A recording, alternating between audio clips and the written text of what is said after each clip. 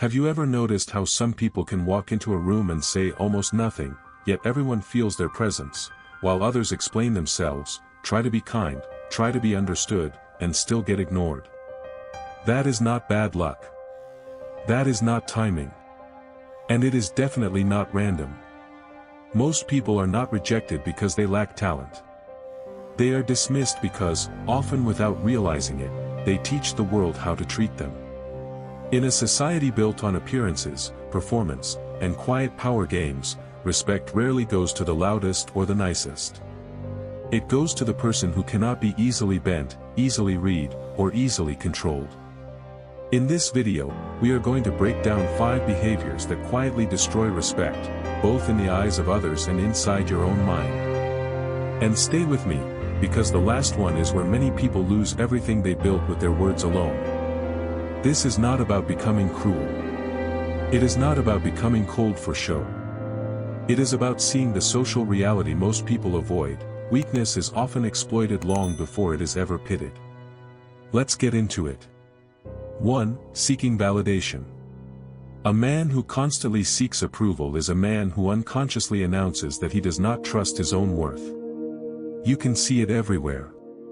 In the workplace, he changes his opinion depending on who is in the room. In conversations, he laughs too quickly, agrees too easily, softens every sentence, and watches people's faces as if their reaction is a verdict on his value. Online, he edits himself to be accepted. In relationships, he over-explains, over-gives, and over-performs, hoping that if he is pleasant enough, useful enough, agreeable enough, he will finally be chosen. But that hunger has a cost. The more you chase approval, the less solid you become. And people feel that instability even when you say nothing about it. They sense when someone is trying to earn permission to exist. Marcus Aurelius saw this clearly when he wrote that we care more about the opinions of others than our own. That is still the disease of modern life. People say, be yourself, but reward conformity. They praise authenticity, then punish anyone who does not fit the script. And if you are not careful, you spend years becoming readable, pleasing, harmless, until one day you realize you have become forgettable. A respected man does not beg to be approved. He does not shape-shift to keep everyone comfortable. He listens, he observes, he learns, but he does not abandon himself to be liked. There is a difference between being respectful and being desperate for acceptance. One comes from strength. The other comes from fear. And people can always tell the difference. 2. Letting emotions control you. A man who cannot master himself will always be vulnerable to manipulation. That is one of the hardest truths to accept. Because in today's world, emotional impulsiveness is often mistaken for honesty. People say, I'm just being real, when in truth they are simply being ruled by whatever they felt in the last 10 seconds. Anger makes them reckless. Fear makes them passive. Doubt makes them fold. Offense makes them expose themselves. And once people learn what triggers you, they no longer have to fight you directly. They can move you with irritation, bait you with disrespect, distract you with ego, and destabilize you with uncertainty.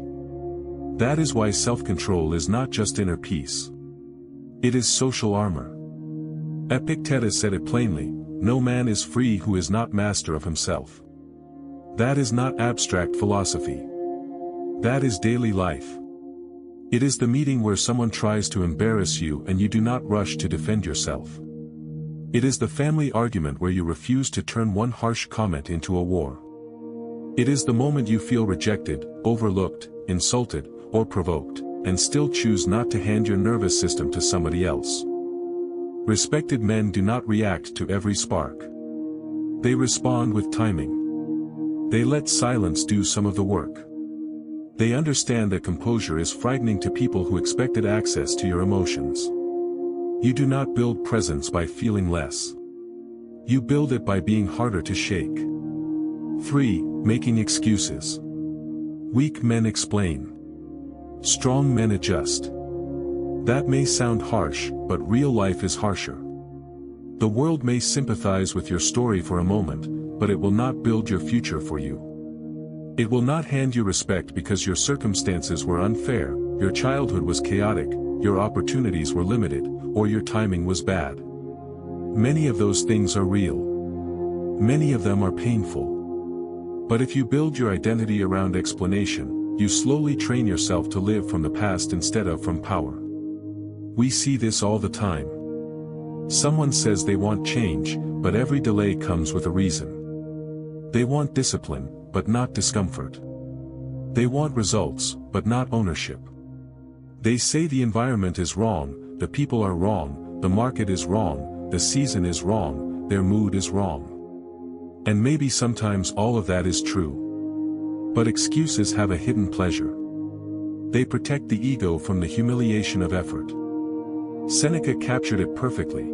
It is not because things are difficult that we do not dare, it is because we do not dare that things are difficult. Every excuse is a small surrender dressed up as logic. Every complaint repeated too often becomes a belief about who you are. A respected man may acknowledge the obstacle, but he does not build a home inside it. He asks a harder question: what is still in my control now? That question changes everything. Because the moment you stop narrating your limitations and start acting inside your reality, you become dangerous in the best way. Grounded. Responsible. Unignorable. 4. Embracing complacency over growth. Comfort has ruined more people than failure ever did. Not because comfort is evil, but because it is seductive. It makes stagnation feel reasonable.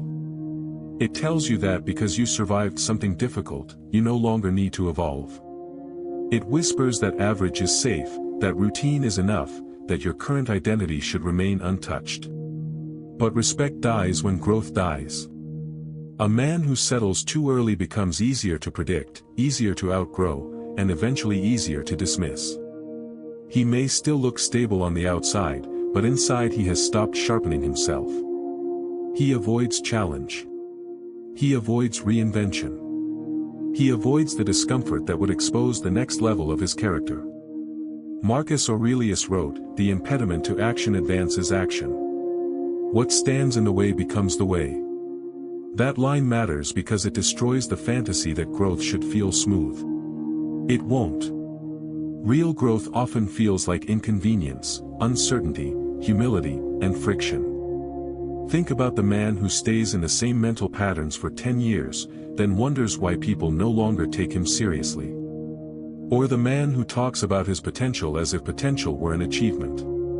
Or the man who confuses being busy with becoming better. Complacency is quiet. It does not always look like laziness. Sometimes it looks like routine without intention. Sometimes it looks like comfort disguised as maturity. Sometimes it looks like saying, "This is just who I am," when what you really mean is, "I no longer want to do the work of changing." True respect is built in the refusal to decay. 5. Talking more than you act. This is where many people lose the little authority they still had. A man who constantly speaks about his plans, his standards, his future, his discipline, his comeback, his vision, yet produces nothing, shrinks every time he opens his mouth. Because words create expectations. And unbacked words create contempt. At first, people listen. Then they notice the pattern. The promises remain. The behavior does not. The language is strong, the execution is weak, and over time your voice becomes background noise. Heraclitus said character is fate. Not intention. Not image. Not vocabulary. Character. Which means your life is not defined by what you declare in your best moments, but by what you repeatedly do when no one applauds. This is why disciplined people often speak less.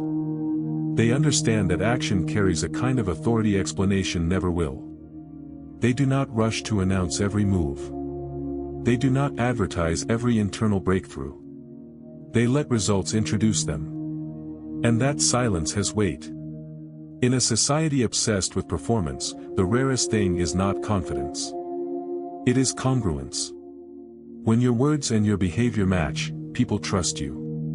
When they do not, people eventually stop hearing you altogether. So if you want to be respected, do not become louder. Become more aligned. Let's bring it together. If you constantly seek validation, you teach people that your identity depends on their approval. If you let emotion control you, you make yourself easy to move. If you keep making excuses, you surrender your power before the fight even begins. If you choose complacency over growth, you slowly decay in plain sight. And if you talk more than you act, you destroy trust with your own mouth. Respect is not built through image management. It is built through inner order. Through restraint. Through ownership. Through growth. Through action that does not need applause. The uncomfortable truth is that society often rewards performance before substance. But in the long run, performance collapses. Presence remains.